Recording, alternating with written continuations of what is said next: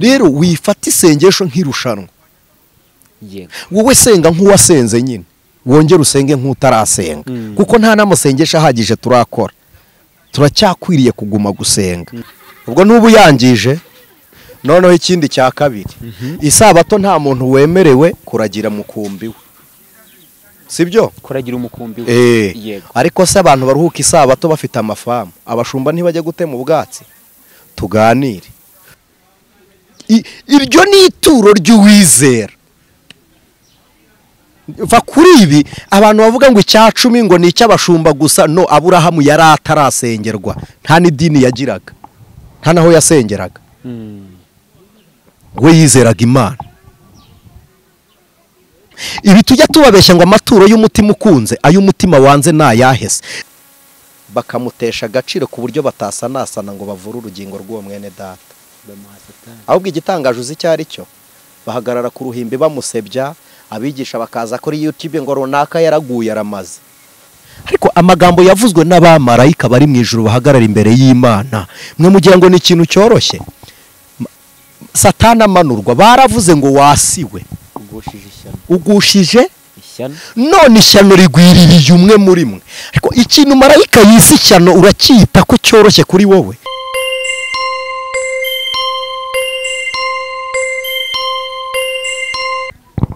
reka nongere mbasuzure mbaye ikaze mbifuriza amahoro y'Imana ahantu hose muherereye reka twizere ko mumeze neza cyane niba ari mu gitondo nizeye ko uyu munsi urize ko kubera mwiza niba ni mugoroba kandi nizeye ko muri buze kugira ijoro ryiza turi ku Mukanguzi TV amen Imana ishimwe cyane ndagushimiye kubana natwe mu biganiro byacu bya buri munsi Imana iguha umugisha wakoze subscribe kandi utarayikora kangwe ko umwanya mwiza kugira ngo kandi aho tuye tubana mu biganiro byacu bya buri munsi tugize umugisha n'ubundi wo kongera kubana umukozi w'Imana Anicet Imana ihabwe icyubahiro muraho neza yego turashima Yesu ashimwe cyane Yesu Kristo ahimbazwe amakuru ki mumeze muti ubugingo burakomeye n'umubiri turumva dufite ihumure muri Kristo Yesu turanezerewe cyane ko uyu munsi Imana iduteye ikongera kukuduha ngo udukangure haba mu buryo bw'umwuka ndetse no mu buryo bw'umubiri ya gukangura hari ikinyarwanda tujya dukunda kuvuga ngo bari gukangurira abantu ikintu runaka twarabibasobanuriye hari umuntu uba wasinziriye ukamukangura kugira ngo abe maso hari n'umuntu bareba ariko ibitekerezo bisinziriye ukamukangurira gukora icyo yakagombye gukora ariko hari n'abakangutse tugomba kubana maso kugira ngo dufatikanye gukangura abandi kugira ngo tube maso hatagira udutwara ikambabera barazwe yego turanezerewe cyane uyu munsi n'umugisha tugeze reka tubingingiye mu dusengera Imana kubwo iki kiganiro tugiye gukora kugira ngo kize gufasha ubugingo bw'abantu badukurikiye Imana ishimwe Yesu data mwiza se umwami wacu Yesu Kristo turagushimiye dushimiye izina ryawe risumba yandi mazina dushimiye ikiganza cyawe kirera imfubyi zigakura kizura abapfuye bakabaho gitanga abana ku ngumba dushimiye ikiganza cyawe kijya gisubiza igufwa mu mwanya w'irindi dushimiye ikiganza cyawe kijya kiducira inzira nta nzira dushimiye ikiganza cyawe kiduha umucyo igihe cy'umwijima kandi kikavuba imvura yo kugira ngo umwero w'ubutaka uboneke dushimiye Imana isumba byose uduhaye uyu mwanya kugira ngo twongere twature impamvu y'ibyiringiro by'abizera tuganire na bene data impamvu yo kuba turindiriye kuvuga ku ijwi ry'impanda kandi duhugurane kugira ngo hatagira n'umwe wubaka ku bitari urufatiro yibwira ko ari rwo ndakwinginze mwami Yesu kugira ngo ushyire ku mutima wacu icyo ushaka ko aba bantu bakurikiye umwanya w'ijambo ryawe bumva aba aricyo natwe duha tugushimiye ku bw'izina ryawe none niteka ryose Yesu Kristo amen Imana ishimwe cyane Imana ihimbaza abantu duherukana mu gice cya kabiri cyo kuri kwibera mu idini cyangwa se cyo kuri kw'idini turimo turavuga ukuri kw'imisenye cyangwa se kw'amasengesho akorerwa mu idini uyu munsi cyo nakita igice cya gatatu tugiye gukora iki kiganiro navuga ko ari igice cya kabiri cy'igice cya kabiri n'ubundi yego kuko twavuze ukuri kw'imisengere mu idini ariko uyu munsi numva nifuza ko twaza kuganira nubwo hari nk'utuntu tubiri nifuza ko twaza kutubwiraho ukuri kw'imisengere ariko iyo amasengesho ategetswe ategetswe n'imihango cyangwa se imihango mu idini cyangwa se ategetswe n'idini, amasengesho y'ihame adakuka akunda gukorerwa mu madini amwe n'amwe. Ikindi cya kabiri tukaza kuvuga ku maturo n'ibyacumi byo mu idini, kuko ni ukuri abantu bagiye babaza ngo amaturo yego ariko numva twahera kuri kw'imisengere ariko kw'amasengesho. Ubusanzwe abantu barajya batwihanganira nibumva hari aho tugiye hahamanye nuko bashakaga kumva, barajya bihangana, ariko igihari gusenga twabonye ko ari inzira y'umukristo, kuko Imana yumvira muri Kristo Yesu. Noneho ikindi cya kabiri, amasengesho y'umukiranutsi agira umumaro iyo wa mukiranutsi asenganye umwete. Hari uburyo twabonyemo umuntu asenga, nigeze nabona muri comment babibaza, barabajije ngo gusengesha imirimo nukugira gute? Ko gusenga nukuramya, kuririmba nukuramya, no gutura nukuramya. Gusengesha imirimo nugukorera imirimo y'urukundo ku bandi bantu. Apana gusenga by'amagambo gusa ku musozi cyangwa mu nsengero, bigatuma ibikorwa by'abasenga bibura kuri bene se. Ndavuga mu buryo bwo gufashanya, gufasha imfubyi, abapfakazi cyangwa se n'abandi bakeneye ubwo bufasha. Hanyuma rero isengesho, tutaravuga ku isengesho ry'imigenzo cyangwa imihango, gusenga ubwabyo abantu bazi ko ari ukuganira n'Imana, ariko tujye dutanga n'umwanya, kuko abantu bamwe baganira n'Imana bavugana nayo, bo bakayibwira ariko bakava imbere y'Imana bo batumvisha ijwi ryayo. Kandi se ijwi ry'Imana uryumva gute? Ubundi iyo wasengeye mu murongo w'Imana, mu mutima wawe harimo umuyoboro uguhuza n'icyo wavuganye n'Imana ukumva igisubizo. Niyo waba utumvishijwe, hari n'igihe Imana iceceka igasubirisha ibikorwa, kuko hari ibisubizo burya mu buryo butatu: hari hoya, tegereza na yego. Ibyo byose ni ibisubizo. Ishobora kukubwira hoya ntikore ibyo wasabye, ishobora kukubwira tegereza. Ikimenyetso cy'uko yakubwiye tegereza ni uko iguha imbaraga zo kurindira ibyo Imana yagusezeranyije. Noneho no gukora ibyo wavuze, ibyo byo bigaragarira abantu. Noneho iyo wasenze ntibikunde, ntibiba bisobanuye ko utasenze. Warasenze ariko usengana amarari yawe. Noneho bituma Imana idasubiza kwa kwifuza k'umubiri, ikaguha imbaraga zo gutegereza ibizaza byayo, haba ibyo yavuze cyangwa ibyo itavuganye nawe. Ubwo ni uburyo nabwo bwo gusenga budasobanuye ngo niba warasenze bya bindi ntibikorwe. Ntabwo bisobanuye ko utasenze. Warasenze, ahubwo ibyifuzo byarimo ntibyahuye n'umugambi w'Imana. Kuko ikibazo tugira kandi tugiterwa n'imihango n'imigenzo, nuko abantu tutajya twemera ubushake bw'Imana mu masengesho dusenga, ahubwo tukaba dushaka ubushake bwacu ku masengesho twasenze, tugashaka ngo Imana ikore ibyo twe dushaka, ariko twebwe tutabaye mu by'Imana ishaka kuri twebwe. Kandi iyo dukoze ibyo ishaka, egare kubona ibyo tuyishakamo. Rero dukureho urujijo, uwasenze ntasubizwe ntibisobanuye ko atasenze. Ijambo ry'Imana Yesaya 5:8 riravuga ngo impamvu musenga simbyiteho nuko musenga nabi. Ijambo ryaratubwiye ngo ntimufashe imfubyi, ngo igihe mwiyirije ubusa nibwo abakozi banyu babura ibyo kurya, kuko ntimubiteka kuko mwebwe mutari bubirye. Mubwira umukozi guteka ibyo namwe mutarya. Nibwo mubwira abantu ngo nimukore ibi mukavuna abantu. Ntabwo ari ko rero isengesho ry'umukiranutsi rimera. Isengesho ry'umukiranutsi ni n'utasenganye nawe agomba kurigirira mwihumure mu gihe muri communique nawe. Ntabwo bisobanuye ngo niba wasenze umukozi aze kubura amahoro. Mu by'ukuri iryo sengesho ntiryumvwa n'Imana.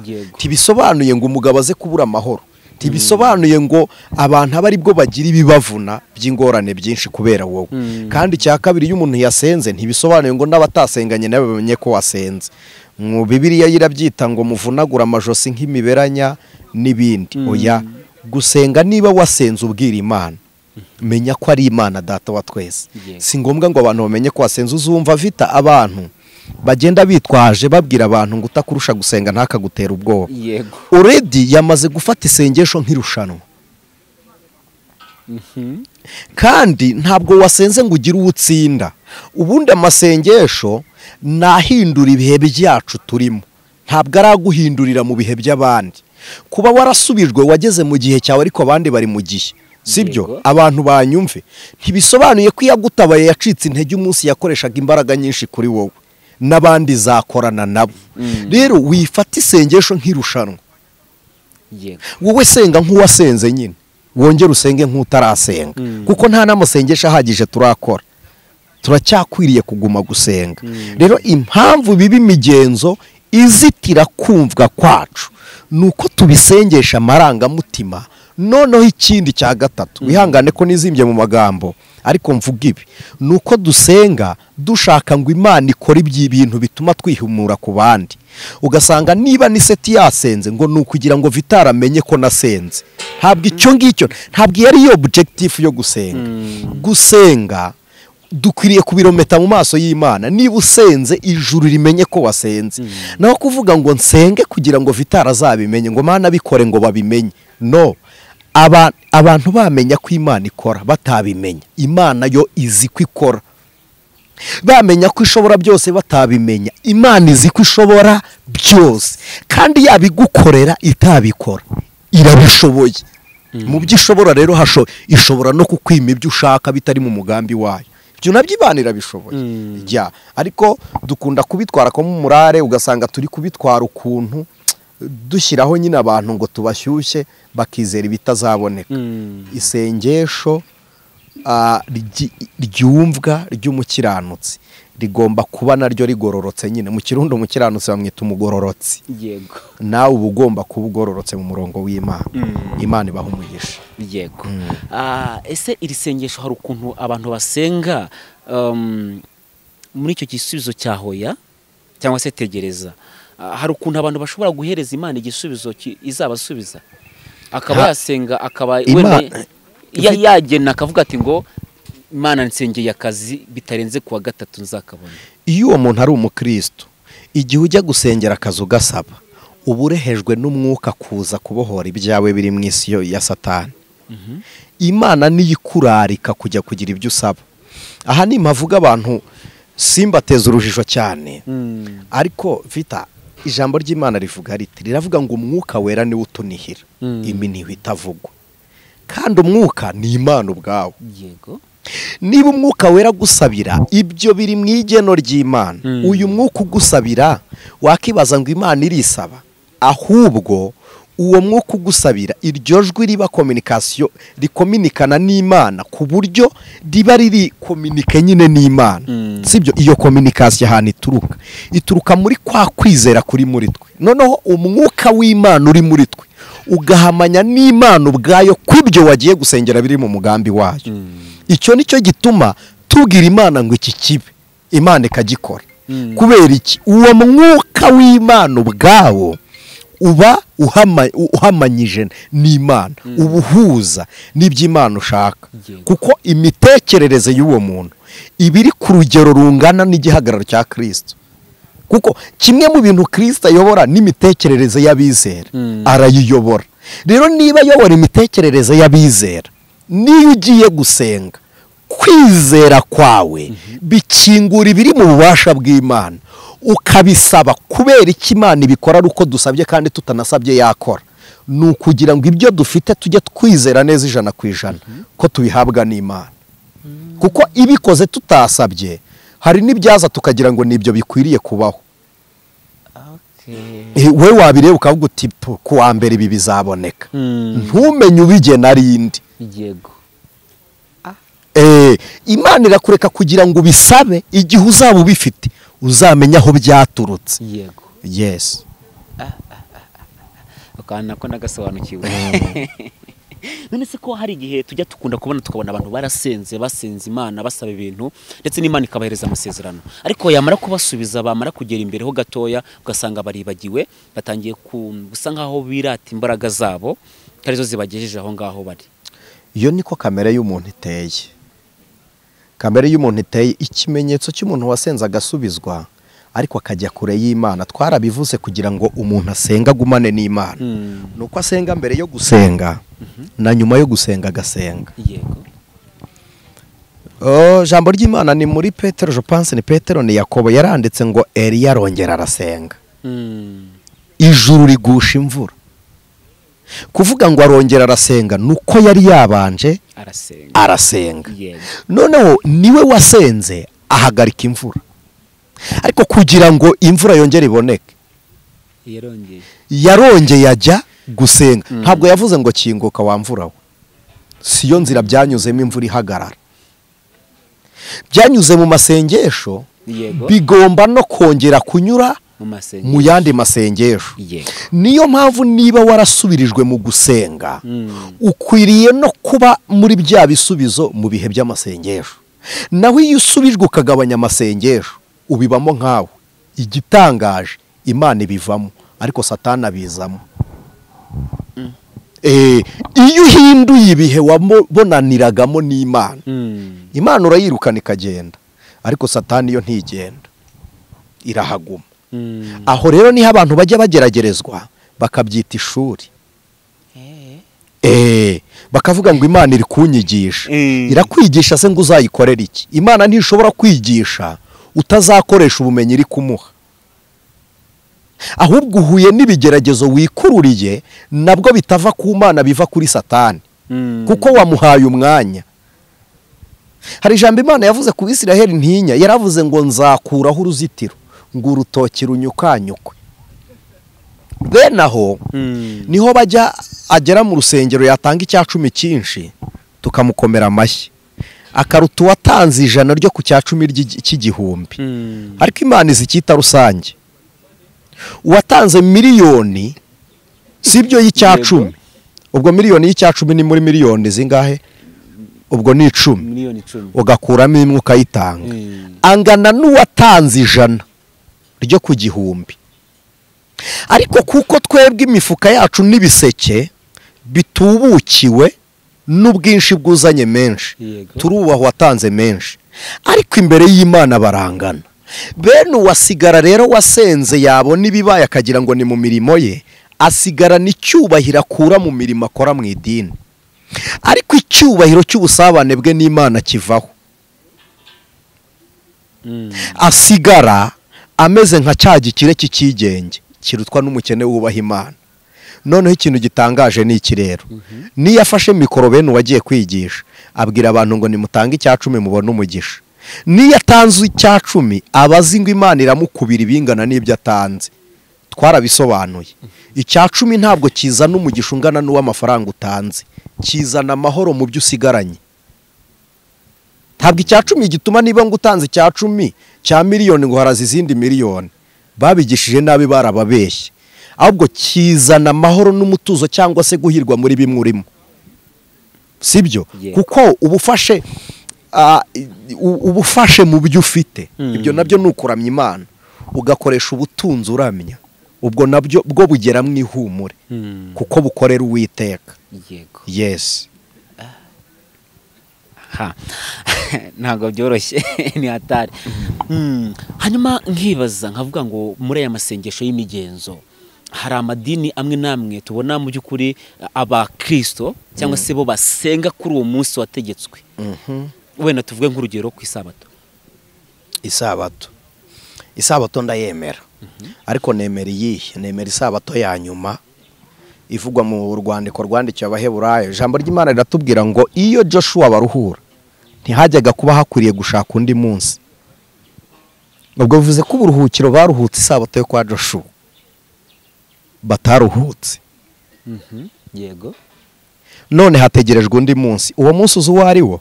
Ni igihe itorero rizaruhuka imiruho n'imihate ritwawe mu buruhukiro bw'iteka ryose.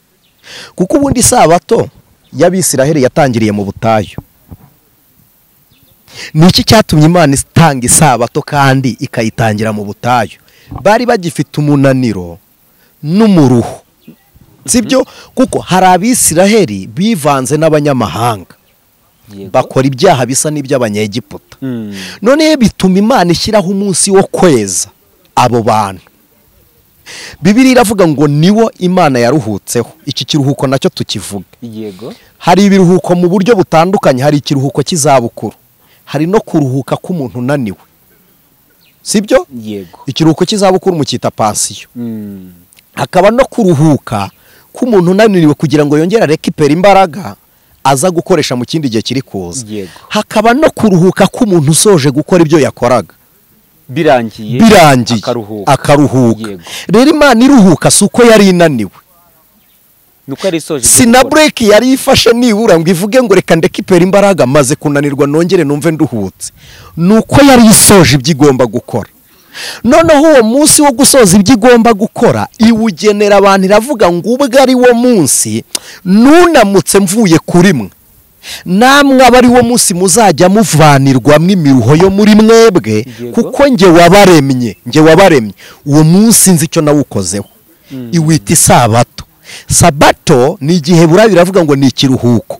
Hari amagambo atatu yitiranwa: sabato, edeni, paradiso. Edeni biravuze ngo ni imbere mu buturo bw'amahoro. Yego. Hanyuma paradiso no kuvuga plati dizorha, niho plati ni nko kuvuga flati nyine ahantu harambuye, hari prene, sibyo? Noneho dizorha, ruha ni ukuvuga ruhu akodesha umwuka wera, niko igihe burayo bavuga. Noneho ruhu niyo roho, umwuka, sibyo? Paradiso ni ukuvuga ngo naho umwuka azaruhukira, ngo ni ubuturo bw'Imana. Abongereza bajya gusobanura paradiso bahitiranya muri jaride, bo bareba ibibanezeza, bicara bakaruhuka bakumva baguye neza, bakagira ngo naho no, aho umuntu ahakirira umunaniro, ntabwo ahakirira umuruho. Ariko paradiso Imana yateguye niyo gukira umuruho, icyo Yesaya yise imvune zo mu mutima. Izo mvune rero Abisiraheli bari bazifite bazikura kwa Farawo, bari barapfushije abana b'imfura. Hari abo bategetswe gusenga ibigirwamana, hari abafukuye amariba y'ingamiya zo kwa Farawo ubu ntibanywa amazi, hari abagiye bakiranirwa na Mose. Ari Mose yakoreye icyaha muri Egiputa, yica umunyegiputa, agiye kwegera Imana iravuga ngo kwetura inkweto aho ugeze nahera. Niki cyatumye Imana imubwira ngo kwetura inkweto? Nuko ubutumwa bwe bwari bwanduye, ntiyari kwegera Imana, ibirenge bye byarahagaze ku butaka yameneyeho amaraso. Niyo mpamvu yamubwiye ngo kwetura inkweto ubone kunyegera. Byari bivuze icyo bisobanuye. Rero iyo ni isabato yo mu butayu.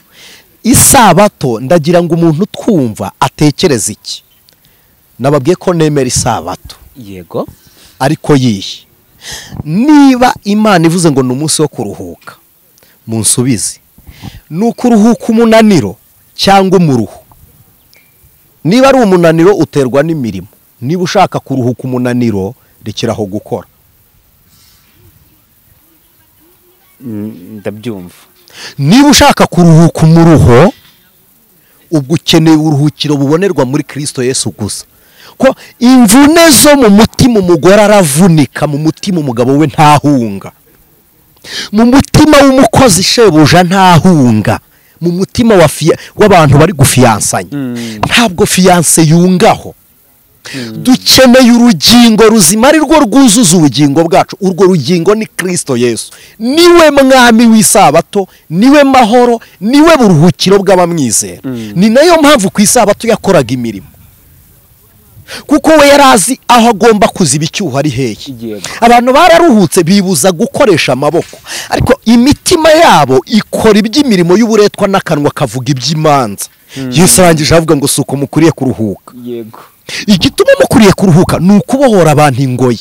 Muzababohora kubera iki? Kuko namwe mwabohotse. Uzabohoka gute se kandi umuntu wawe w'imbere aboshye?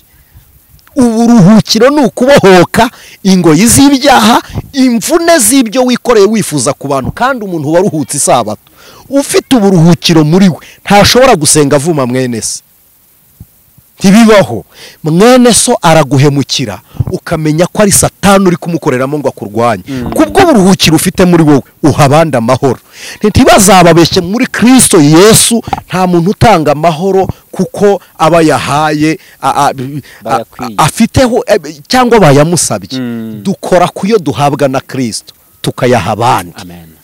Kuko yaravuze ngo nimwe mpaye amahoro kandi amahoro mbaha ntabwo ari nk'ayabisi. Ayo mahoro rero niyo yica icyuho cy'umuruho. Naho abandi bo kuko n'isabato ntabwo ari imwe. Abantu baruhuka isabato yo ku munsi wa gatandatu, ariko hari n'isabato y'imirima. Umwaka wa 7 ntabwo Abisiraheli bari bemerewe guhinga. Nimusoma impamvu bagiye muri Babuloni, nuko imirima yabo barayihinze n'igihe cyo gusibira Uwiteka. ngo batange umusaruro wo mu butaka, aho naho bahakore nk'igitambo Imana ibone ko bibujije kugira ibyo bakora kuko bizeye ko Imana ari ibaha umwero. Barahinga bisobanuye ngo umwero wacu turuka mu butaka. Rega muri Middle East harimo ibigirwamana byagiye bivumburirwa muri iyo minsi batagiye bakora, nko muri Libani basengaga ubutaka, isi bavuga ngo imvura, bakavuga ngo ni ikigirwamana cyagize, si ngombwa kuvuga ayo mateka yacyo, ngo cyarize, sibyo. Abandi ni ibigirwamana byinshi bagendaga bavuga ngo imvura yagwa, izuba ryava, bakavuga ngo ni Imana imuritse, niho haturuka za hori. Abantu bazi icyongereza bazi ngo biravuga ngo ni ikintu cyera. Oya, hori ni izuba ubwaryo babyitiriye biva kuri iriya mirasire. Abize ubuvanganzo bazi icyo gisobanura icyo ari cyo, sibyo. Niyo mpamvu muri Egypt bari bafite Horasi, nubwo bayitirira Imana ariko yari Imana zuba, sibyo. Middle East bagenda babyita imana nyinshi zitandukanye, si ngombwa kwinjira muri ayo mateka y'ibyo bigirwamana. None ni nacyo cyatumye burya havuka umusaraba muri icyo gihe, kuko Libani ikora umusaraba. Umusaraba abantu bazi ngo waje mu gihe cya Kristo. Nuriya Hamani yari yakoreye Morodekayi, nawe n'umusaraba. Yes, urumambo. Hakaza n'umusaraba abatemwe de Jehova bavuga, bakuboheraho amaboko bakayobohera inyuma, igiti kikanyura hagati yawe n'umugongo n'amaboko yawe. Mu Kinyarwanda iyo bakuboheye amaboko inyuma nta giti kije mu tubyita kandoye, ku buryo agatuza kaba kareze wanyuza mu rwembe kagahita gashwanyuka. Uwo nawe n'umusaraba, kandi na Gorogota yarahabaga. Hakaba n'umusaraba uteze nk'amaboko, ari wo bashyizeho Kristo n'abari abajura. Uriya n'umusaraba w'ibirangirire. Impamvu muri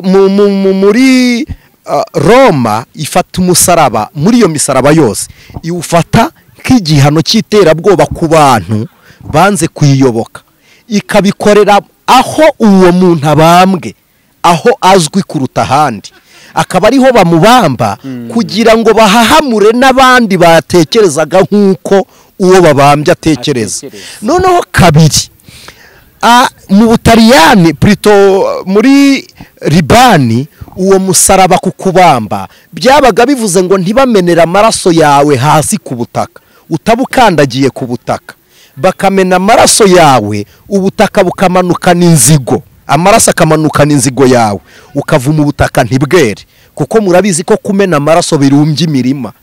Kimwe mu mivumo isi igira n'ibihugu bigira, ubwinshi bw'amaraso ameneka ni nabwo bwinshi bwo kurumbya k'umwero w'ubutaka. Kuko amaraso yabera amaze kumeneka, Imana nibwo yabwiye Adamu, nyuma amaze gucumura, Adamu amaze gucumura, igitambo kimenetse, amaraso ameneka y'igitambo, Imana yabwiye Adamu ngo uzajya urya ari uko wibishye icyuye, uzajya uhinga aho kugira ngo hamere ibyo wahinze, hamere amatovu. Ko Bibiliya ivuga, urumva ngo abandi bazahinga basarura, inzabibu zizasarurwa n'abandi. Ibyo rero tutabitinzeho, Libani iravuga ngo ubwo uyu muntu tumubambye, amaraso ntameneka kandagiye hasi, mujye mumumanika hejuru. Isiraheli yo rero kuko yari ikolonijwe na Roma, kubamba byari bivuze ngo uyu ni ikivume, namanikwe ku karubanda. Noneho hari abo babambaga bayireba i Yerusalemu, bivuze ngo hareba uri gupfa, bisobanuye ko utazongera kubonesha intebe ya Mesiya n'amaso yawe, bisobanuye ko utazongera kugera aho Imana ivugirwa n'ibirenge byawe, bisobanuye ko utazigera wongera kugera ku ntebe y'imbabazi. Pfa uri kureba aho iri ariko utayegereye imbere ngo waturirweho imbabazi. Byabaga bivuze ko ari ikivume. Ariko Yesu we bagiye kumubamba, baramuhindukije baravuga ngo atavumi Yerusalemu, bamurebesha mu mahanga. Ni naho yavugiye aya magambo, aravuga ngo namwe abarushye n'abaremerewe, kuremererwa twikorejwe imitwaro y'ibyaha bya basogokuru. Ni ijambo Yeremiya yavuze mu maganya, yaravuze ngo ba data bakoze ibyaha ntibakiriho, ariko twebwe twikoreye ibicumuro. Umutwaro Kristo ari kudutura avuga abaremerewe ni uw'ibicumuro kavukire. Noneho kabiri, abarushye noneho muze, ni umuruho dutewe n'ibiri muri twebwe, mbaruhure. Niba koko mwemera uburuhukiro bubonerwa muri Kristo, nsubiza nawe umbajije ku isabato, haruhuka umuntu urushye cyangwa haruhuka umuntu urushye? cyangwa n'uwaruhutse arakomeza akaruhuka? Unsubize. Ninde uruhuka mu magambo make? haruhuka umuntu urushye. Haruhuka umuntu urushye. Niba tugifite uburyo turuhuka ku munsi runaka, bivuze ko nta buruhukiro turabona muri Kristo Yesu. Igitangaje rero, kalendari y'abayuda bahawe isabato siyo kalendari turi gukorerwaho. Bivuze ko iyo mwita isabato atariho ku isabato. Nyine nanjye ubwo birantangaza ko tudahuza iminsi na Yes, bivuze ko aho twita isabato atariho ku isabato. Iyi minsi yose hari abantu dusenga ku cyumweru, nkanye nsenga ku cyumweru, ariko sinsenga umunsi. Nuko ariho itorero nsengamo riterana. Ariko no kuwa gatanu turaterana, no kuwa mbere nasenga, no kuwa kabiri naterana. Nta limite y'iminsi yo gusenga Imana yigeze iduha. Itegeko ryo gusenga nuko ijambo ritubwira ngo musengeshe umwuka wera iteka ryose, kandi mu buryo bwose bwo gusenga. None tuganire ku isabato, ku muntu uruhuka isabato. Ijambo ry'Imana riratubwira ngo ntihagire umuntu ukora urugendo rurenza aho umuntu yatera ibuye. Ariko kugira ngo abantu bajye no gusenga hari abatega amamoto cyangwa imodokari, ubwo n'ubu yangije. Noneho ikindi cya kabiri, isabato nta muntu wemerewe kuragira mukumbi we, sibyo? Kuragira umukumbi we. Yego. Ariko se abantu baruhuka isabato bafite amafamu, abashumba ntibajya gutema ubwatsi? Tuganire. Abakozi baruhuka isabato bakora. Umukozi yaba akora muri leta yaba akora hehe, ahemberwa iminsi ngahe? Ahemberwa 30 igize ukwezi. None se kuki adakuramo iminsi 4 y'amasabato yo muri uko kwezi yaruhutse? Kandi bitemewe ko winjiza ikintu, ukora ikintu kikuzanira inyungu. Ko kantu nako kari mu logique. Erega twe gutera imibare Imana izi ubwenge. Urumva, Imana izi ubwenge. N'amaduka akwiriye gufungwa. Niba yafunzwe, abo mwagujije amafaranga yunguka kuki mudakuramo inyungu yo kwisabato?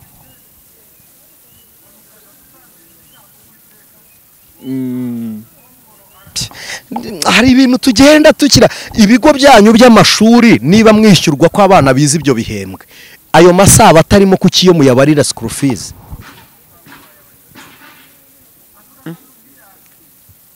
Ntabwo ari ko isabato iruhuko. Gusa turayikora kuko niko umugenzuri, nta kundi. Isabato nemera n'uburuhukiro itorero ririndiriye ku munsi wo gutaha kwa Kristo, kandi ubwo ruburuhukiro nibwo Yohana yavuze ngo Yesu niyerekanwa tuzahindurwa duse nawe, sibyo? Aravuga ngo ufite ibyo byiringiro yiboneze nk'uko Kristo nawe aboneye. Nuko nemera isabato. Muri make ntabwo isabato iraba, ntabwo umunsi w'isabato iraba. Isabato ya nyuma ntabwo iraba, ni igihe Kristo azatwara itorero. Hanyuma isabato ya none ariyo nemera, nuko amahoro y'abizera ari muri Kristo Yesu, ariho ikiruhuko kiri. Yes. Kandi n'uyu munsi isabato Imana yaruhutse iracyayiruhutse. Impamvu idahagije rero iyo yatanzwe ku munsi, nuko Imana yiruhutse abaruhuka isabato bakiri mu zindi ngorane n'ibigeragezo byo mu isi. Imana rero iracyatwikiriye ubwiza bwayo mu cyumba cy'ahera hahera. Niyo mpamvu ishusho y'Imana itazwe izagaragarira muri Kristo Yesu, kuko niyo mpamvu ijambo rivuze ngo ntabwo uko Yesu ntarahishurwa ntarerekana. Yes. Imana umunsi iziyerekana nibwo tuzagira amahoro masa. Abayehova bo bajya babivuga neza ngo ingwe n'inzoka birisha hamwe, ingwe n'intama birira mu rwuri rumwe, agahene kanyura mu mugana w'imbwa biri hamwe, nta kibazo. Umugana n'ubwinshi bw'imbwa. Yego. turacyari kukuri kw'imisengere cyane amasengesho ategetswe n'imihango cyangwa se amasengesho y'imihango. Hari abantu basari cyangwa se basenga nk'uko twe tubyita mu mvugo yacu iswara. Batera iswara ni gutora iswara. Gutora. No gutora iswara kuwa gatanu. Akeshi usanga batubwira ko umuntu agomba gusenga gatatu ku munsi. Kuki kataba kane cyangwa kabe kabiri? Hari n'abakora gatanu. bose ntibakora kimwe. Erega ihame mubona ngenderwaho rya Islam ni iryemerwa na Maka, ariko harimo n'andi masekte atemera iryo shingiro, ariko akemera Maka nk'ahantu hatagatifu, kuko niho Muhammad sallallahu alaihi wa sallam yashinze urufatiro rwo kwizera, mbyite gutyo, kuko niho Kaba iri. Kaba nibuye yahashyize, niyo mpamvu bagomba guhuriraho. Ayo masekte yose niyo yaba adahuje ukwemera, yose ahurira kuri Maka, kuko niho hari ishingiro ry'umukurambere wa Islam. Noneho gusenga kuwa gatanu, burya abasilamu ntabwo ari kuwa gatanu gusa, siku juma ni umunsi birirwamo, bashobora gufata w'amasaha maremare, ariko mujya mubyumva iyo bari gutora adhana, umuntu ajya ku musigiti agatora iswara agasenga. Bo basenga hafi ya buri munsi. Hafi ya buri munsi. Ese kuki badashobora kujyayo badahamagaye? Umunsi wo kuwa gatanu muri Middle East ufite icyo wari usobanuye. Uriya munsi wo kuwa gatanu kimwe n'indi minsi yose, mwihanganire kumva ibi ngibi, buri munsi wagiraga ikigirwamana cyawo. Yego. Kuwa mbere muhita gute mu Cyongereza? Monday. Yes. Bavuga Monday rero. Monday. Umunsi w'ukwezi. Yes. Kuwa kabiri muhita Tuesday. Hafate noneho kuva kuwa mbere imibumbi uko ikurikirana. Yego. Niko basengaga. Noneho kugera kuwa gatandatu hari handitswe ngo ikirorero cy'Imana itamenywa. Murabyibuka muri Areopago, ni mu Bugiriki, ni muri Atene ya none, niho Bibiliya yihita muri Atenayi. Yego. Ahagera yasanze bahasenga, ariko bagira ikindi cyumba bise ngo icy'Imana itazwi. Kuko ntibari bazi bucya gute bukira gute. Ariko aho naho kuwa gatandatu Saturday basengaga icyo bita Saturne. Iyi mibumbe. Za Mardi kuwa kabiri, sibyo? Yego. Bafataga za Mercury, za Mars, babisenga icyo gihe. Nta munsi n'umwe utaragiraga ikigirwamana. Noneho kuwa gatanu ndiwo munsi hatambwaga batambira Imana yanywaga amaraso sasa. Kuwa gatanu? Yes. Noneho gushyiraho iyi minsi yo gusenga, kwari ukugira ngo bafatireho abo bantu bandi bababuze kugeraho. Ntabwo ari umunsi mubi rwose, si n'intego mbi yo gushyira iminsi yo kuwa gatanu, nubwo bafite andi mahame agenda agenga iyo minsi, sibyo? Ariko gushyiraho uwo munsi wo kuwa gatanu muri Middle East ni ikintu gifite icyo gisobanuye. Ariko umuyisilamu nyakuri, Islamu bivuga iki? Islamu biravuga ngo ni umugandukiramana. Umuyisilamu bisobanuye kuba umugandukiramana. Kugandukira Imana ni ukwemera ihame shingiro ry'Uwiteka, Imana nyiribihe, kandi Imana isumba byose tubonera muri Kristo Yesu. Se abantu bavuga ko tudasenga Imana imwe n'abayisilamu, abalokore badasenga Imana imwe n'abayisilamu. Ushingiye kuki? Uhereye ku cyo bavuga. Hari abavuga babeshyera Islamu ndayizi, sibyo? Yego. Hari abavuga bayibeshyera ngo ku munsi ngo wirayidi ngo batekesha amazi ngo bogesheje imirambo. Vita ndakubwiye ko n'umuntu wapfushije amazi se yayakurahe? Fata amacandwe yawe uyacire mu kiganza, umara umunota uyihumurize wumva ukuntu anuka. Noneho umbwira amazi yavuye mu nda y'umuntu wapfuye wayabika he yabanuka ati ibyo biryo wabirya bimeze bite?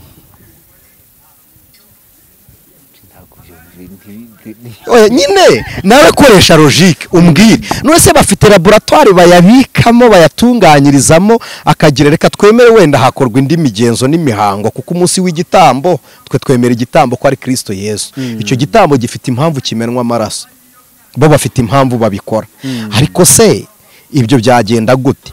Dufite abantu bagiye bava muri Islamu bakava muri Islamu batayizi. Yego. None bagashaka gukora ku marangamutima y'amadini barimo, bagasebya andi madini. Ibyo nabyo si ubutumwa. Ibyo nabyo si ubutumwa.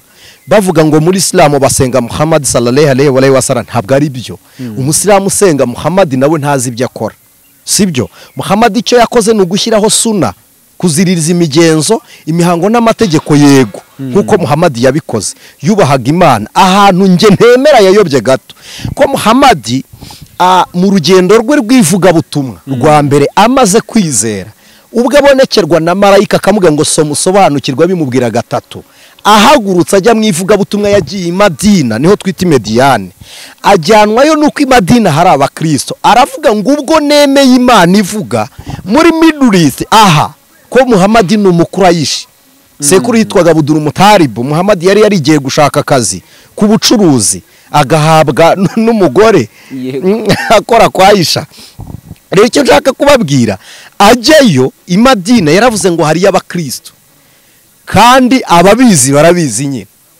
aravuga ngo nzamenyeraho ibyo ntaramenya mu bijyanye n'iyerekwa n'ihishurwa kuko bimbayeho ari bishya abakristo bazabimbwira none ageze yari umwarabu kubwihangana ry'abarabu n'abisirayeli bari Mediane muribuka ko ariho Gideon yarwanye akubita abamediane kubw'imbaraga zo kunesha kw'Imana y'abisirayeli hari hatuye abayahudi benshi ari abacuruzi none na Muhammad uko muri Arabia Saudite uretse ko hamaze kuba hamwe Arabia Saudite n'ubundi niho hari Madina ni Saudi Arabia n'ubundi aho n'ubundi kujyayo yakoze urugendo ava mu mujyi w'Imaka ajya Saudi Arabia plutôt ajya i Madina mwihangane ahagera niho atahuje n'abisiraheli kuko bo baramubwiye ngo asenge mu izina rya Kristo aravuga uti Yesu si Imana ndamusenga gute hari abakristo bemera Yesu Muhammad urujijo yagize nugusenga umuntu no kumva ngo Imana irabyara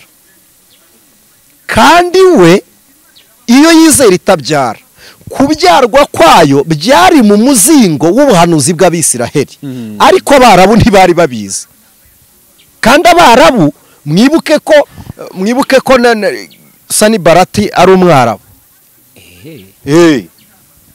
se burya na Tobiya se mujye musoma ijambo ry'Imana yes wo muri Mahoroni nyine mu barabu hari ibintu byinshi cyane ko hari n'abantu bazi ngo Mose yavukiye muri Isiraheli Mose ntigeze avukira muri Isiraheli ntiyanahageze Mose ntiyakandagiye muri Isiraheli ahubwo yagumye Mediane Mose yagumye i Madina niyo mpamvu bamwita na Musa ko Musa ni umuntu Islam yemera Taurati ibi bitabo bitanu bya Mose tugeta Pentateuch sibyo yego Pentateuch uretse ko Pentateuch baba bivuze nabi ni Pentateuch nyine nuko ko igihe burayi umubare wacyo ntujye uhinduka ibi tuvuga ngo ni Pentecost ntago bibaho Pentagon ubwo biba bivuze ingune eshanu yes urakoze ko hari panta hakaba penta na pante penta ni gatatu panta ni gatanu pante ni 50 yes iyo babihindura rero barabicurika ko aho niho ntibihinduka rero kuvuga ngo barasenga Muhammad sibyo yavuze wabene n'abaswahaba be ntibabivuza abaswahaba no kuvuga twavuga nk'abigishwa kugira ngo abantu babyumve ko yari afite Omar Abubakar Omar umunya-Irani na Abubakar b'abanya-Iraq kugendana nawe n'intambara bita fatwa dimaka kuyirwana byari nka hari umuco aho naho simpemera byari umuco w'abarabu ko na Buduru Mutaribu yari afite itsinda ry'ingabo zimurwanira yari umucuruzi akagira abagabo bajyana ne ko mu nzira barategwaga akagira abanyamaboko yitwaza kugira ngo ahatambuka anyuraho ngaho na Muhammad afata itsinda ryari iryase akreye igisirikare by the way Muhammad yakreye igisirikare abazi fatwa dimaka yari intambara itoroshye ajya kurwana afata umujyi w'Imaka kandi ababizi muri histoire nubwo babihisha Islamu yabaye guserura ubukristo ko Islamu yatumye ubukristo bugaragara ko Katolike yari yarahisha ubukristo abantu benshi bazi ngo ni Martin Luther watumye ubukristo bugaragara Islamu yakubise bararwanye kuko buri dini aho ryafataga ryahinduriraga abantu rigashyiraho itegeko ry'umunsi rero kugira ngo abantu baterane uwo munsi yego hanyuma kuvuga ngo abasenga ku cyumweru bibatubwira ngo Sunday ni umunsi w'izuba impamvu bawise umunsi w'izuba ntabwo ari uko basengaga izuba nuko hari muri revolution française abantu bize histoire barabizi hari iminsi bamenyemwe amaraso nukuri ku cyumweru izuba rikava ku wa gatandatu ritavuye bamenyera umunsi w'izuba nkuko abantu bamaze kumenyera ngo kuri Ascension kujyanwa mu ijuru rya Bikira Mariya ngo imvura iragwa bakabyita nk'umunsi w'imvura byari bitewe n'ibihe by'ikirere uko ikirere kiboneka kandi abize geography muri astronomy niho biri byimbitse byinshi ntabwo iminsi nganya amasaha hari icyo twita muri equinox cyangwa ekusi nukuvuga egari sibyo nox ni nuweca ni iginike espanyol ni ijoro niho dukura nuwi cyangwa night y'ijoro ni iminsi tuvuga ihwanya amanywa n'ijoro bikaba binganya amasaha yego aho rero niho havuka mu munsi tujya tubona mu kwa kabiri tukabona hagize amatariki 28 ahandi hakagira 29 ukwezi kumwe kukagira 31 ukundi kukagira 30 bituruka aho ngaho ariko umwaka wose ukagira amezi 12 bituruka nanone burya ku miterere y'amatsinda y'inyenyeri 12 azengurutse abiza astronomy barabizi ibingibi sibyo rero ibyo byose aho bigenda bituruka ni ibintu bagenda bafatikanya babihuza n'ibiki ariko uko kwezi nabwo attention kuko iyi Salathini mwezi Ramadani ababizi ndabizi ko babizi Ramazani n'umwana w'umwami waririrwaga iyi minsi 30 twitiye igisibo sibyo ariko kandi kabiri mu nyumve ndabivuga muri ubu buryo byumvwe nabi Imana ikanguriye kubyumva niyo mpamvu tubabwira iminsi itegetswe kuko bene bo bazi icyo bayitegekeye iyo Salathini twise mwezi Ramadani ukwezi kwa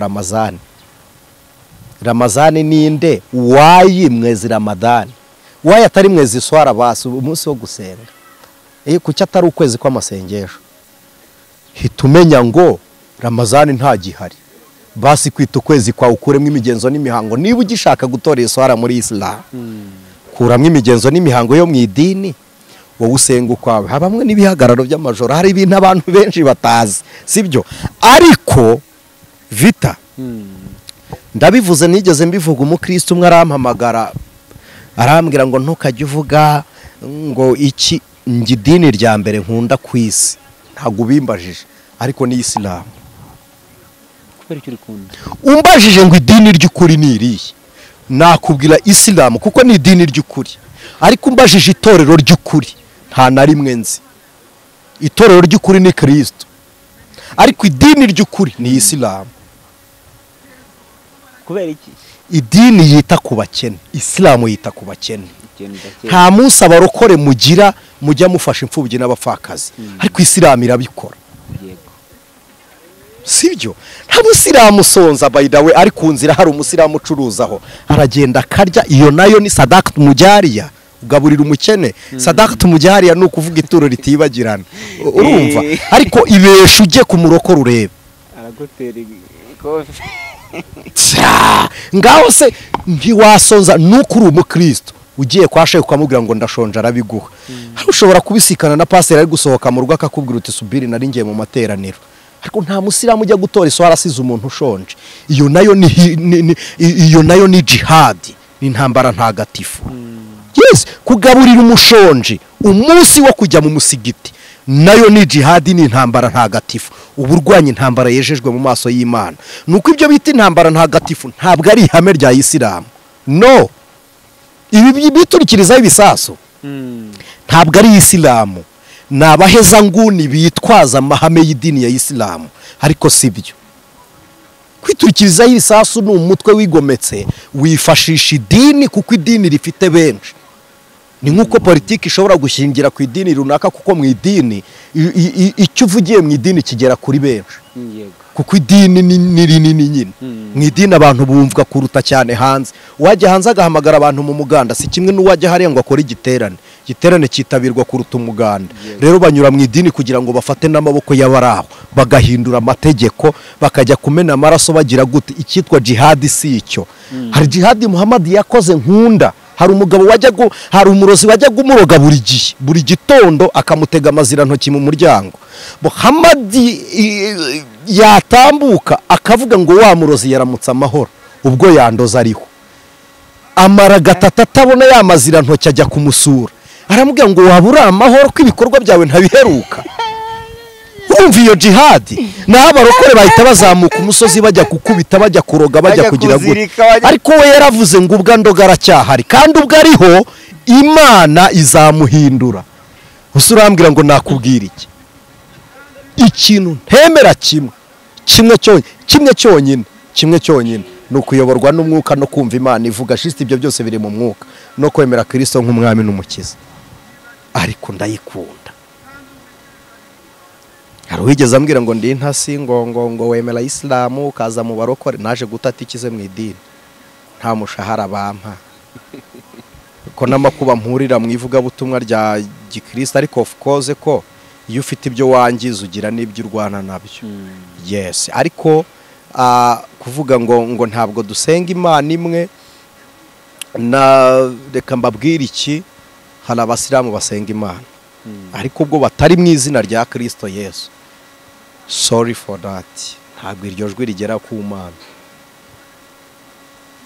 ijwi ritanyuze muri Kristo rigera mu matwi y'Uwiteka ariko benabo ikiza cyabyo icyo mbikundira nuko umwuka w'Imana basanga kuko abariyo baba bashaka abenshi rero muri bo bafite ishyaka nk'irya Pawulo ko Pawulo nawe yafatiwe n'Imana mu nzira buryo umuntu uri muri mu nzira si kimwe n'uri mu rugo kuri arebisi umuntu hategerereje bisi wayibuze si kimwe n'uri mu rugo nawe utarayibona kuri arebisi yaza ukinjira ariko uri mu rugo asigaje urugendo ruza rumuzana kuri arebisi ya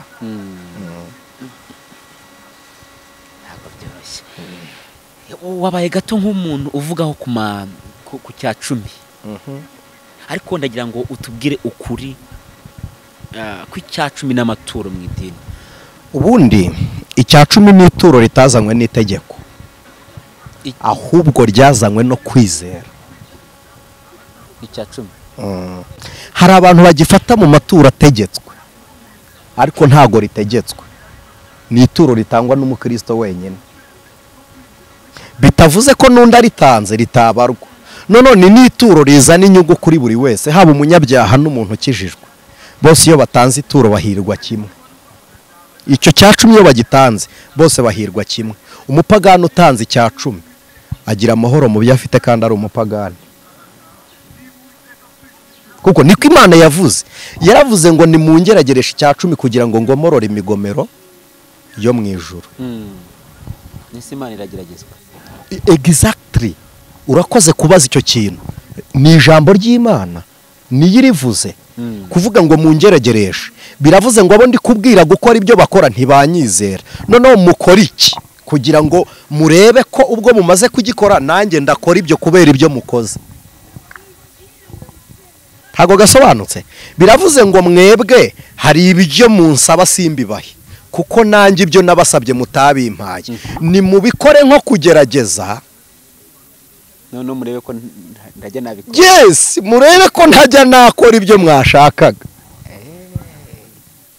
yari bitegetse n'abaguye iki gihe Imana ivuga ngo mungerageresha icya 10 si mu gitabo cya Maraki yego uzi iyo periode abisirayeli bari batangiye gutanga ibitambo by'ingurube bagatamba ibitambo bihumanya mu maso y'Uwiteka Imana ibura ibitambo biva amaraso ibura n'ibitambo byo mu nyungu z'imirimo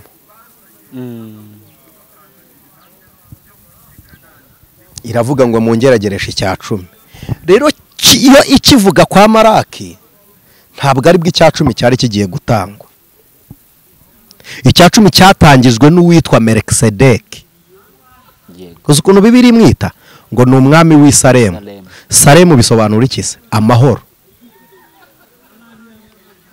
nicyo cyatumye Yerusalemu bayita Yerusalemu Salemu Imana y'amahoro Jerusalemu Yahwe Salemu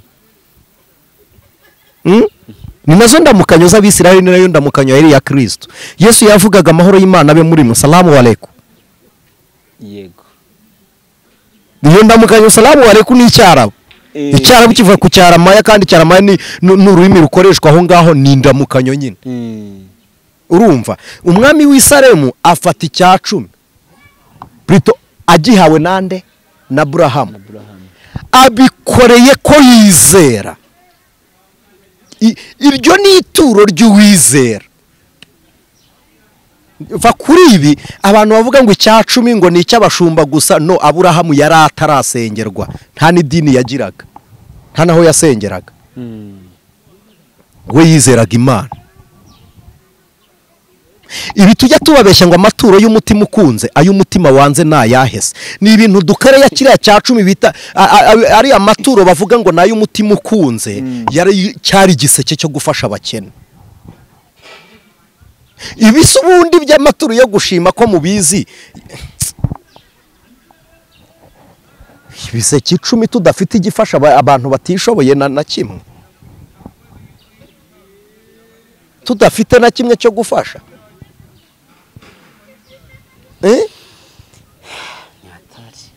Icyacumi ni na Yakobo amaze kurota, ni naho hubatse umusigiti. Igitangaje, umusigiti w'Imaka wubatse aho Yakobo yaroteye. Ni naho Muhamadi yajyanye ibuye. Uriya mugabo ni umuhanga, niwe yashinze ibuye aho Yakobo yaroteye. Na Yakobo yahimikiye ibuye, Muhamadi ararihashinga.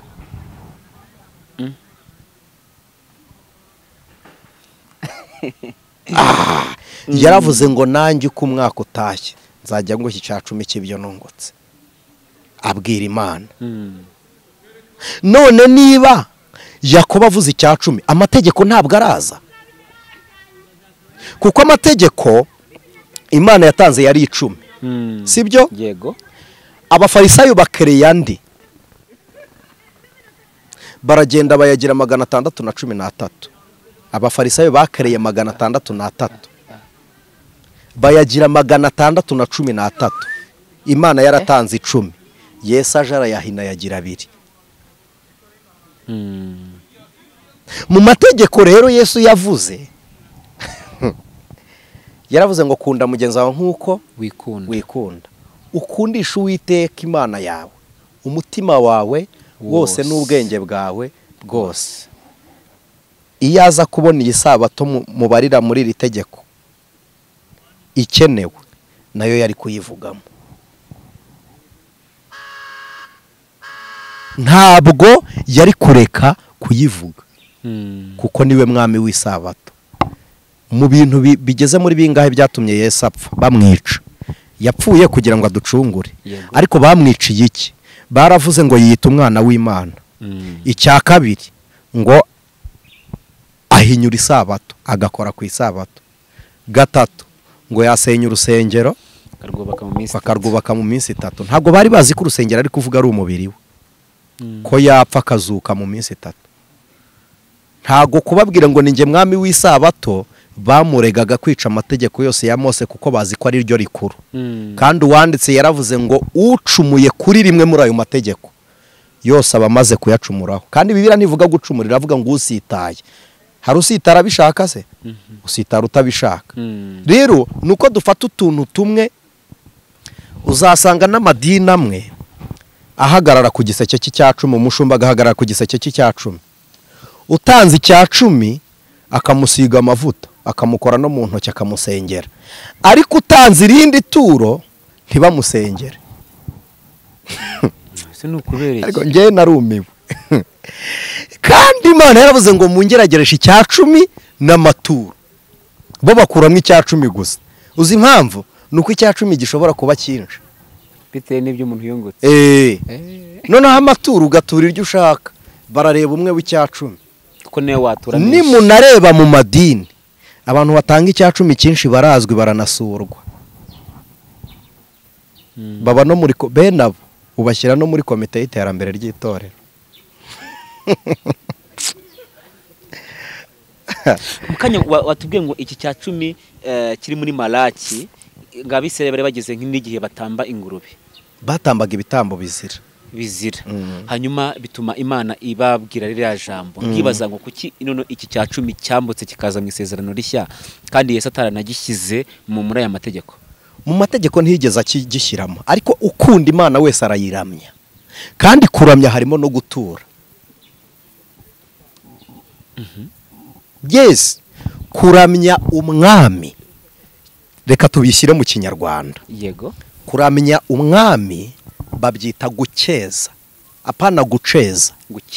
Gukeza yego sibyo. Umwami reka tuvuge iwacu mu Rwanda yatangaga imbuto. yego Abantu bafite imbuto zavuye ibwami iyo basaruraga bafataga umwero bakagarura imbuto ibwami.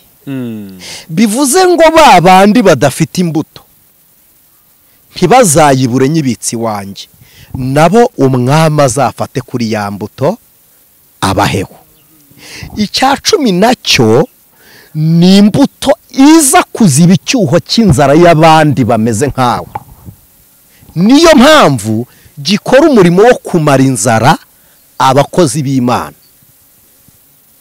Ariko kubw'amadini noneho aho ni simba kira murampitana, baragikeye bakigira icy'izina rimwe, pastori gusa. donc bakigenera pasiteri gusa, ariko sibyo. Bibiliya ivuga iki? Iravuga ngo ubwo dusangiye igicaniro n'umurimo wo ku gicaniro dukwiriye gusangira n'ibyo ku gicaniro. Aho niho Roma yakereye amazina akenshi akoreshwa muri Adventiste cyane, ko Adventiste ishinzwe n'amahame menshi Roma yagiye izana bamwe muri bo batanazi. Ko niba Martin Luther yarabwirije Mirera agakizwa, Adventiste ubundi Advented ni biravuga ngo nabategereje. yego Bategereje iki? Mu 1844 bari bategereje kuza kwa Kristo. Niyo mpamvu ubundi babisa Adventiste. Ari Advented nyine babategereje. yego Bari bategereje kuza kwa Kristo, ntiyaza, bazabisanga mu bitabo bya Elina White yarabyanditse. Ataje barahindura aravuga ngo ntimuzongere guhanura muvuga kuza kwe, ahubwo yinjiye ahera hari ngo guca urubanza. Niyo mpamvu wumva bavuga ngo turi mu gihe cya Laodikiya. Laodikiya ni Lawos and Diakewo. Iyo Diane iva kuri Dani yo guca urubanza, ko Daniel biravuga ngo Imana n'umucamanza wanjye. Noneho Lawos ni nko kuvuga umuntu rewo. yego Ni naho Kiya ubundi ni Imana, Laodikiya. Kiya ni Imana, ni igitaki n'igiturikiya. Abantu bari muri Turikiya badukurikirana barabizi. Niho ya telefone babikura ngo Nokia, biravuga ngo nta Mana ibaho. Nokia Yes, bivuga ngo nta Mana ihari. Ibi bintu bari kugenda bakereya byose biri gutegura ukuntu bashaka gukura ubukristo mu bantu. Tuzagaruka kuri icyo kiganiro, uburyo ubukristo buri gutegurirwa inzego zo kwicwa. Batunganya inganda za sinema, Hollywood. Hori biravuga ngo nukwera, wood ni igiti cyera bashaka gusimbuza umusaraba.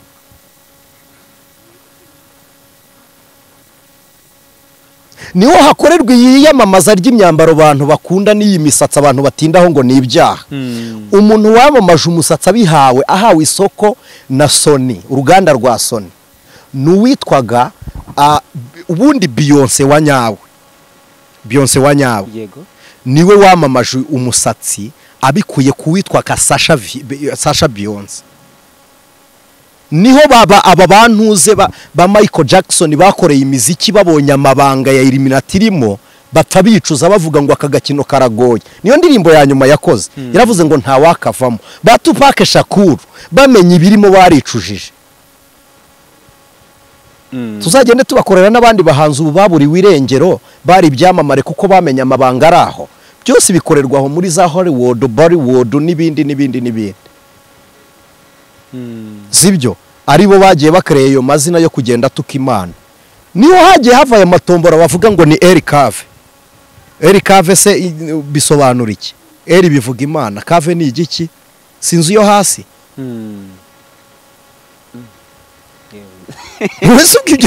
Ibyo byose niho bigenda bituruka, ariho abantu bagenda batuzanira ibintu by'imigenzo n'imihango yindi. Niyo mpamvu nshuti z'umusaraba dukora ibi biganiro ngo mukanguke dusenga Imana tutagendeye ku migenzo yategetswe.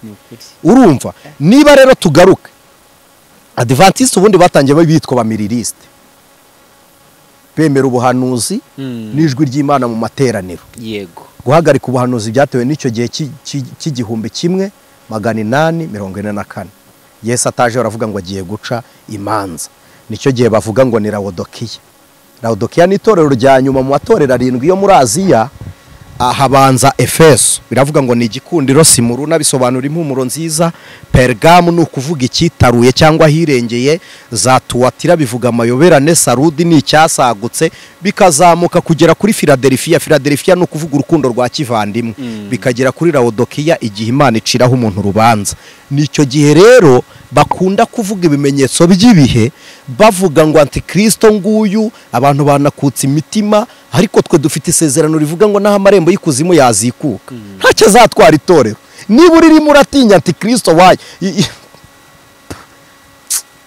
Paulo yandikira Tesalonike yarababwiye ngo ntabwo azakora ikimubuza gukora kitarakurwaho, ni itorero. Ubwo rigihari muratinya iki?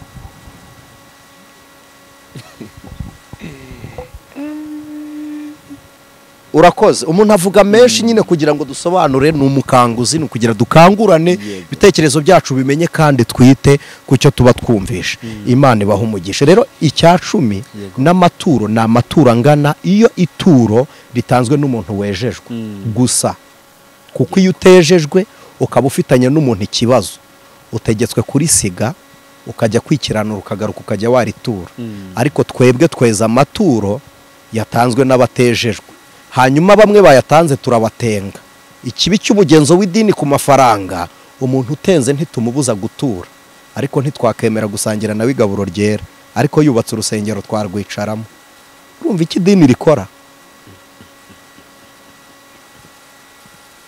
Icya 10 ni icy'abakozi b'Imana bakora umurimo w'Imana. Reka mbabwire, ndabizi ko ibi bizagira ingaruka, ariko aho kugira ngo nzire ko namenye ukuri nka guceceka, nazira ko navuze ukuri. Umuntu uwo ari we wese ufite ahantu asengera natange icya 10 akijyane, ariko Imana ni kuyobora umukozi w'Imana ngo muhe icya 10. Ibyo birejejwe. Ibyo birejejwe. Ibyo birejejwe, mbibabwiye mutakimpa. Nimushaka ntimuzakimpe mu gihe abandi, ariko ibyo birejejwe. Hari iby'amadini yasibye ku maturo, mbibabwire. Eliya yashyirwaga ituro, ariko uyu munsi umuhanuzi babavuna kuzamuka imisozi nta nicyo watekereza. Suko atasengeraga abakene batagira amaturo. Imana ya Eliya yamubwiraga ko ntacyo bafite. Gutura icyo ufite umutima w'ineza no gusengera umuntu nabyo ni ituro si amafaranga gusa. Umwero w'imyaka nabyo ni amafaranga. Ikindi ku maturo twakozeho ikosa ni ugufata umwero watuwe n'abantu tukawugurishiriza mu rusengero. Ubundi biriya byo kurya ntidukwiriye kubibarira mu mafaranga, twari dukwiriye kubikusanya tukabigemurira abarwayi cyangwa tukabiha abashonje, ariko turabikusanya tukabigurisha tukabika amafaranga. Ndabizi biragira ingaruka. Nonese bisa n'ibyo Yesu yirukanye mu rusengero. Uzi impamvu yakubise yirukana mu rusengero? Abakene babaga bari inyuma y'urusengero bagategereza igihe, kuko abantu bageraga i Yerusalemu mbere bagakambika inyuma y'urusengero. Noneho abandi, kuko habaga hari abantu batabona batava iyo ngiyo ngo bazane intama, hakazana abazicuruza. Kuko habaga hari abantu bataziruka ku numa ngo bazifate, hakaba abazizana kuzicuruza. Kandi ntiwari ukwiriye gucuruza inuma wabonye, kuko si we wayiremye. Wari ukwiriye kuyifata wowe ufite imbaraga, ukayifatira umwe udafite imbaraga. Kuko uru rugingo rwa mwene so, niba mugaye ukugura akaba atagerayo, ukuguru kwawe ni kuzima, bisobanuye ko n'urugingo rwe rukize kubw'urugingo rwawe. None batindaga bazicuruza, abakene ntihagire ubitaho. Yesu ahageze arakubita n'ifeza arazimena. Aravuga ngo urusengero rwa data mwaruhinduye iguriro, ariko nuko hari abari bari inyuma batabonaga ibyo bagura, badafite n'amafaranga. Igitangaje, abo bagirwaga ku ntebe ya Mesiya purito y'imbabazi, bakaturirwaho imbabazi, ariko umutambye ntiyajyaga kubarebera inyuma y'urusengero nibura ngo abarema agatima. Niho hajya hava inkuru abantu bigisha ijya insetsa ngo uwavaga i Yerusalemu amanuka agiye, ariko ngo umutambye amunyuraho. ngo ibaze ngo n'umutambyi yamuciyeho ubundi se umutambyi yari kumumarira iki ko nawe yari ari kugiye ariko we yari kumumarira iki nawe ari kugiye ariko ari kuva i Yerusalemu mwese muri guhuririye ariko uribwira ko yagukorera iki kandi ari kugiye ariko ubundi ko umutambyi atagira icyicariye ariko yajyaga uzi umuntu wamukijije igitango n'umurewe wamunyuraho umurewe ni umunyamategeko bivuze ngo yagombaga kubanza gukurikirana uyu muntu yazize iki amuca harigendera araca urubanza rutabera gutese kandi ari kumanuka agiye ariko biravuga ngo ni Imana ako ni Ashitaroti cyangwa Akubari sibyo bari kujyayo kureba iki anyurwaho n'umusamariya amugirira impuhwe kuko umusamariya ari mu cyerekezo kijya iwabo ntacyo bitwaye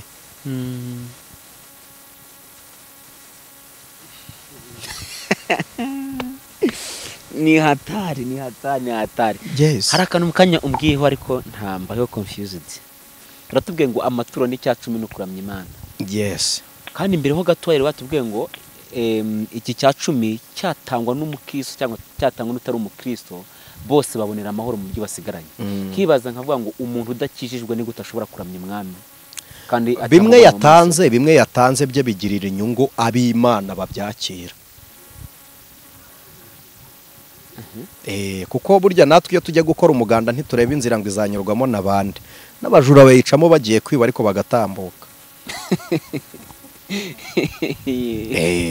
icya 10 kugitanga biguhesha umugisha ugafatikanya n'abandi ko dufite abantu bajya batumara irungu turi mu rusengero tukagira ngo turi kumwe na benshi ariko burya Imana ibona bake ko no mu bigishwa ba Kristo habarwagamo 12 harimo na Yuda uziyahura igitangaje burya Yuda abantu baza amateka ya Yuda umunsi wose yirirwanaga na Yesu yakoraga mu kibo agatwara noneho tuganire wa mugani ko turi kuvuga ku maturo Yuda yakoraga mu giseke akiba amaturo ntibivuze ko yari ahari Yesu yari yarasengewe none kuki amaturo bayagenera basengewe gusa kandi hari n'abantu bagura intebe bagasengerwa hari n'abantu baba abapasiteri kuko idini ryabo ryabatenze bakivumbura bakajya gushinga irindi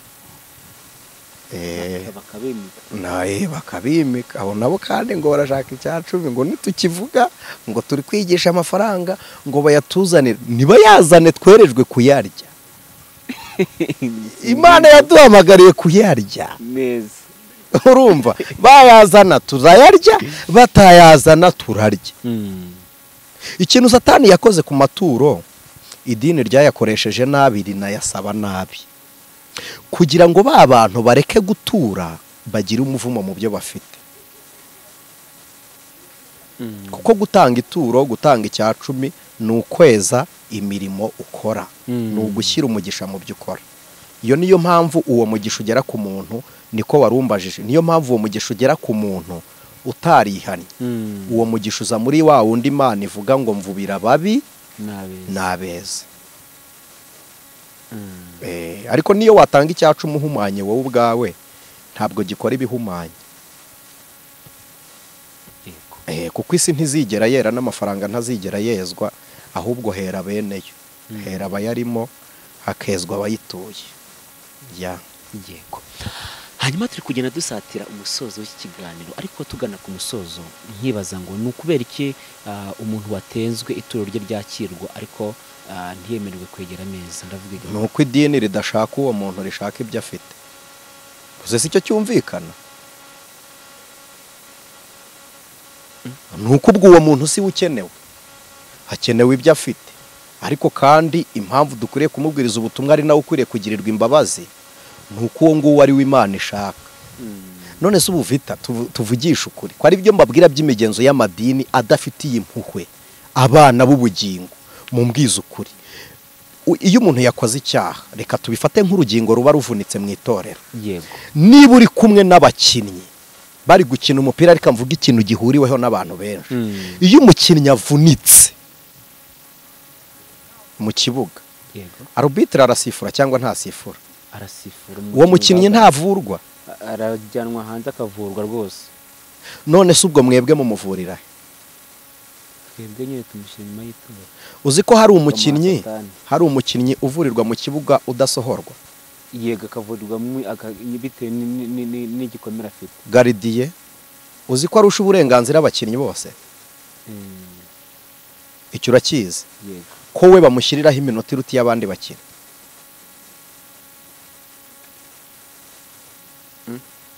Yes, akavurirwaho. Garidiye yanavunitse akaryama, rubitira atabibonye, ranze imena amanika igitambaro paka.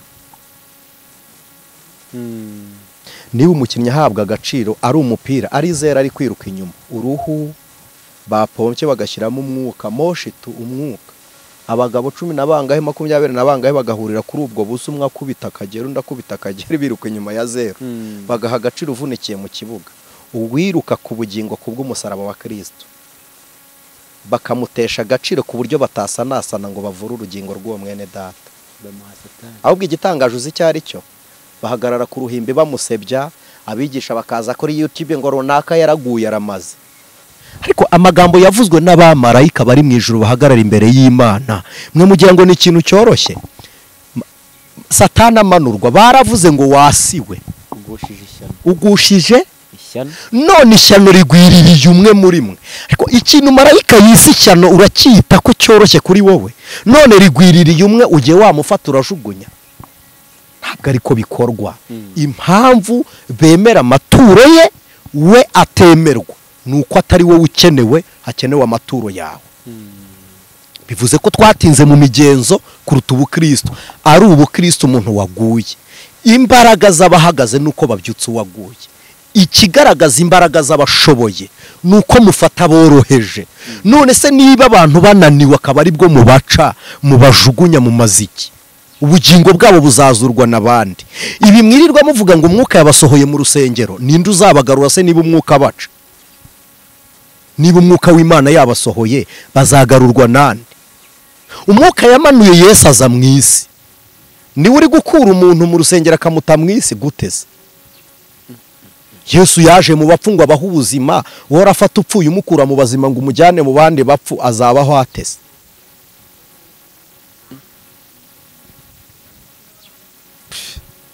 Murakoze.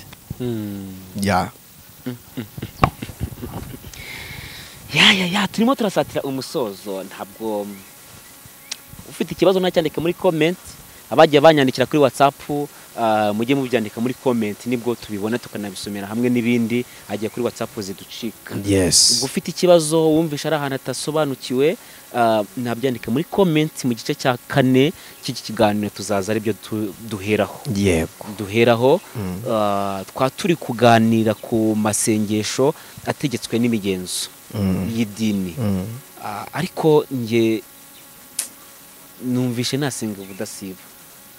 Ubundi gusenga kw'abizera ntabwo dusenga kuko dufite umwanya wo gusenga, ahubwo dusenga kuko dufite umwuka w'Imana udutegeka gusabana n'Imana. Yego. Kuko turi insengero z'Uwiteka. Kandi n'amategeko yo ku gicaniro, Bibiliya ivuga iki? Ngo umuriro uhore waka ntugasinzire. Uzi impamvu bakoresha gusinzira? Nuko nta muriro wo ku gicaniro uzima, hazimiyo umurinzi w'igicaniro yasinziriye. Niyo mpamvu bavuga ngo ntugasinzire, ntukagere ubwo uzima. Tubishyire muri icyo kinyarwanda, ngo uhore waka. N'umuriro wo muri mwe bene data, ngudive ntabwo twagukuye mu idini ryanyu ntaryo ngira ngo uze nkuyobore. Senga utarajya ku isabato, no ku isabato usenge, ariko wowe kubiha umunsi umwe. Senga iwawe, senga mu rugo, uwo niwe mudivantiste w'ukuri. Nawe utaragera mu musigiti, senga mbere y'uko ujyayo, na nyuma yo kuvayo usenge, ariko byose muyoborwe n'umwuka, ikirutaho muri Kristo Yesu. Yego. Imana ibaha umugisha. Amen. Yego. Uyise unantangira n'ubutumwa nari nyine akanongeye kubaza Isuna kansubiriza, ahubwo wera tugana ku musozo. Hari abantu twabanye ku Mukanguzi TV banye natwe uyu mwaka wose ndetse n'ikindi gihe babanye natwe, kandi mu by'ukuri turabashimira cyane. Imana ibaha umugisha ko mwagiye mubana natwe kandi mukabitugaragariza. Ariko ndagira ngo ugire ubutumwa umpera aba bantu badukurikirana babana natwe uyu mwaka turimo turawusoza twinjira mu mwaka mushya. Reka dushimire Imana ko twabonye bene data muri Kristo Yesu, ntabwo muri bake ko tugenda tureba uko ku Mukanguzi TV dukurikiranwa, reka tubatureho umugisha w'Imana.